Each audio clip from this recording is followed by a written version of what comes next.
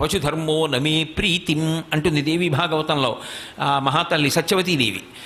అలా ధర్మము లుప్తం ఎప్పుడైపోతుందంటే లక్ష్మి తొలగి అలక్ష్మి ప్రబలిపోతాయి.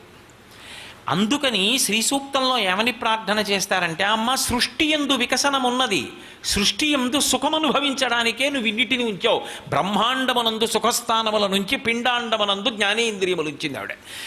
ఒక జలపాతం సృష్టించింది చూడరా కంటితో, ఓ ధ్వజస్తంభం ఇచ్చింది చూడు కంటితో, ఓ రామాయణం ఇచ్చింది విను చెవితో, ఓ వీణానాదం ఇచ్చింది విను చెవితో, ఓ మంచి పాట ఇచ్చింది అనుభవించు. ఏది అనుభవించినా మూలాన్ని తెలుసుకుని అనుభవించు.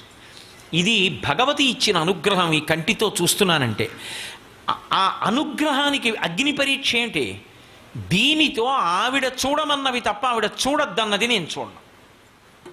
అది నియంత్రణ, అది ఆవిడ చూసే పరీక్ష. అందుకే విహిత కర్మ గొప్పదా నిషిద్ధ కర్మ గొప్పదా అంటే, విహిత కర్మాచరణము కన్నా నిషిద్ధ కర్మ భంజనము చాలా కష్టం.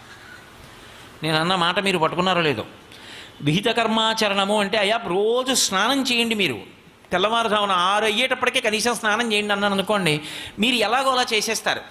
కానీ అయ్యా మీరు స్నానం చేసేటప్పుడు మాత్రం నేను మీకు జ్ఞాపకం రాకూడదు అన్నాను అనుకోండి, మీ తరం కాదు. ఏది చెయ్యొద్దన్నానో అది చెయ్యకుండా ఉండడానికి చాలా సమర్థత కావాలి. ఏది చెయ్యమన్నానో అది చెయ్యడానికి భయమో భక్తో రెండింటిలో ఏదో ఓటు ఉంటే చాలా అయిపోతుంది. కానీ నిషిద్ధ కర్మని భంజించడం అంత తేలిక కాదు. అది భక్తి బాగా దృఢతరమైతేనే నిషిద్ధ కర్మని ఆపగలడం. అందుకే అలక్ష్మి తొలగితే తప్ప లక్ష్మి స్థిరత్వాన్ని పొందదు. అందుకే శ్రీ సూక్తంలో ముందు ఏమడుగుతారంటే, చుత్పిపాసామలాం జ్యేష్ఠాం అలక్ష్మీర్నాశయామ్యహం. అనుభవంలోకి వచ్చినది ఐశ్వర్యమైతే మీరు ఒక్క విషయం ఆలోచించండి, అసలు ఆ లక్ష్మీదేవి యొక్క వైభవంలో ఉండేటటువంటి గొప్ప రహస్యం ఎక్కడుంది అంటే, కేవలముగా ఈ శరీరముతో అనుభవించేవి ఏవున్నాయో అవే అన్ని వేళలా లక్ష్మి కాదు. నేను తిన్నది లక్ష్మి, నాకు భోజనం దొరికింది, అష్టైశ్వర్యాల్లో అదొకటి. వేళ పట్టున కావలసినటువంటి రుచికరమైన షడ్రసోపేతమైనటువంటి భోజనం లభించడం అష్టైశ్వర్యాల్లో ఒకటి.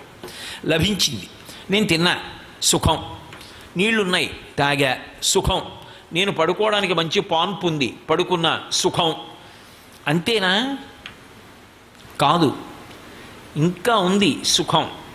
ఏమిటో తెలుసా? ఇవన్నీ ఎవరివ్వాలి? ఆవిడివ్వాలి. అందుకే శ్రీ సూక్తంలో వీటికి జాబితా చెప్పారు.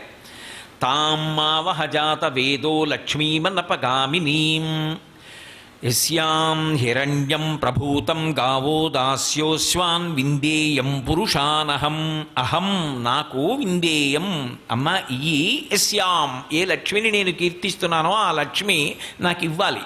ఏమివ్వాలి? హిరణ్యం, నాకు బంగారం ఇవ్వాలి. అక్కడతో సరిపోతుందా? కాదు.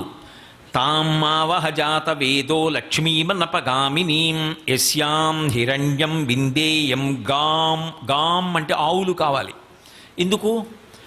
ఆవు ఇంట్లో ఉందనుకోండి, ఒక్కసారి నిద్ర లేవగానే ప్రదక్షిణం చేస్తే పరదేవతకి ప్రదక్షిణం చేసినట్టు.